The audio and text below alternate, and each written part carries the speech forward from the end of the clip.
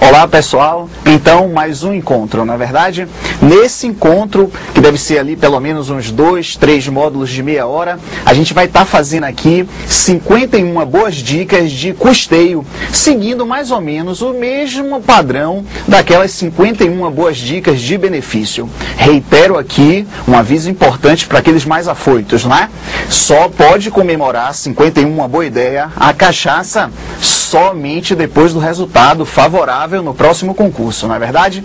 Então, portanto, agora como custeio requer um pouco mais de cuidado do que benefícios, uma matéria um pouco mais difícil do que a parte de benefícios, então a gente vai fazer aqui para e passo, utilizando muitos slides, mas fazendo com que você consiga revisar ali a matéria desde o início até ali o seu final, tratando ali de CND, de prescrição e decadência. Então, portanto, começando nossa primeira dica, e assim vai ser até o final do nosso encontro, vai ser, eu vou estar lendo a primeira dica e vai estar o slide aparecendo na tela para que você vá acompanhando com o slide.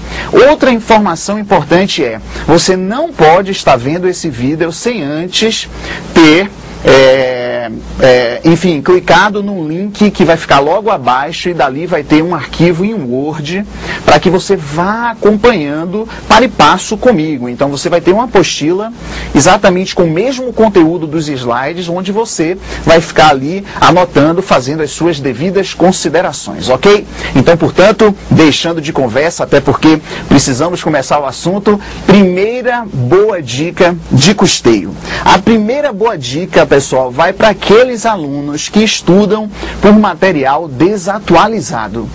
Isso em legislação previdenciária é muito comum. Por quê?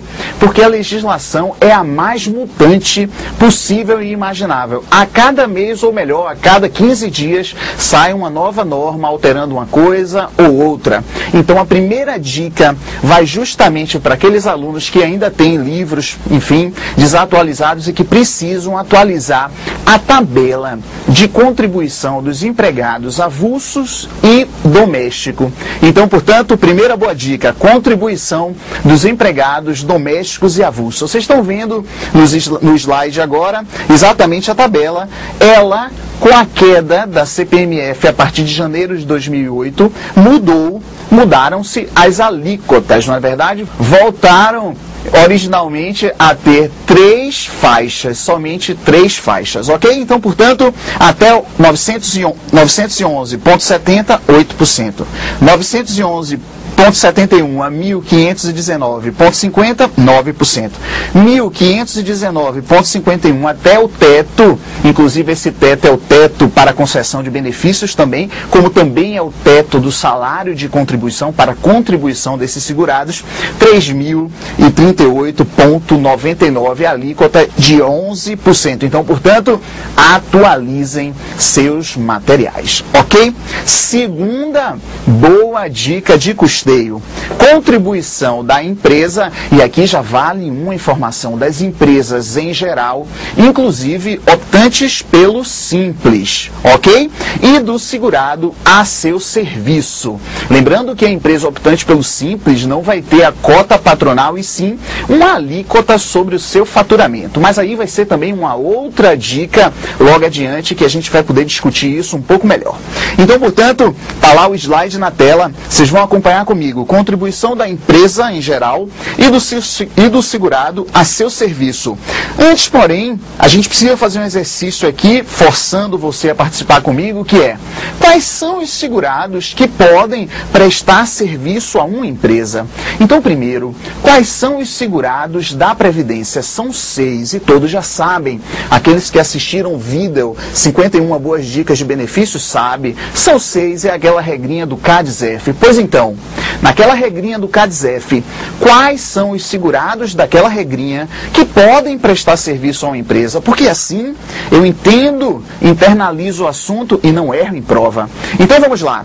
Daquele CADSEF, quais são os segurados que podem prestar serviço a uma empresa? Ora, empregados, avulsos e contribuintes individuais, que são aqueles trabalhadores autônomos sem vínculo empregatício com a empresa para a qual ele está prestando serviço. Então, portanto, nossa segunda boa dica vai saber exatamente como uma empresa contribui em relação a esses segurados. Então, acompanhando no slide, vai estar lá, contribuição da empresa sobre o salário de contribuição do trabalhador a seu serviço, 20%.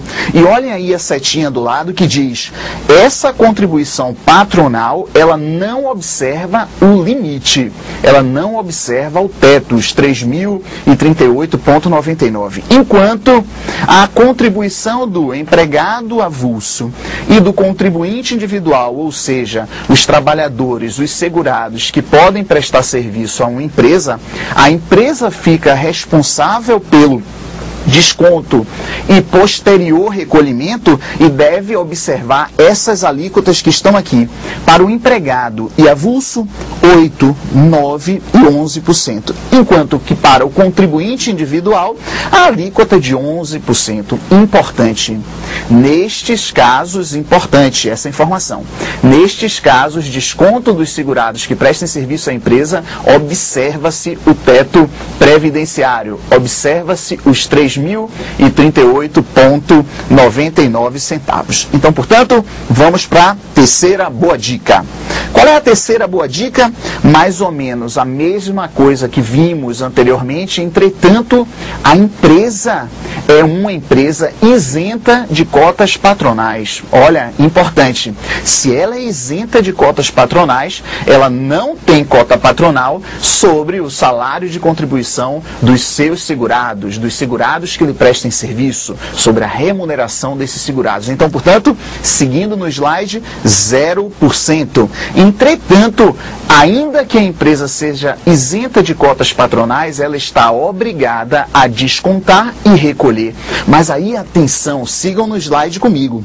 Para o empregado e para o avulso, nada muda. É aquela faixa, 8%, 9% ou 11%. Entretanto, para o contribuinte individual, deixa de ser 11% o desconto, passa a ser 20% o desconto. E, claro, observa o teto previdenciário, os 3.038,99. Então, portanto, agora a gente pode ir tranquilamente para a quarta boa dica de custeio, que seria contribuição do empregador doméstico. O slide está aí na tela e vocês acompanham comigo.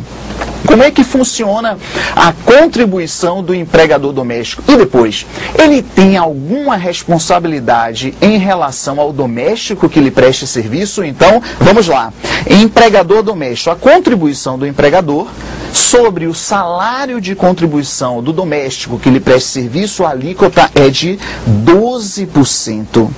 Enquanto o empregador doméstico também tem a responsabilidade de descontar do doméstico que lhe preste serviço, observando quais alíquotas, aquelas mesmo, 8, 9 ou 11 pontos percentuais. Então, portanto, 8, 9 ou 11, e agora, informação importantíssima, tanto a cota patronal quanto o desconto do doméstico que preste serviço deve observar o teto previdenciário.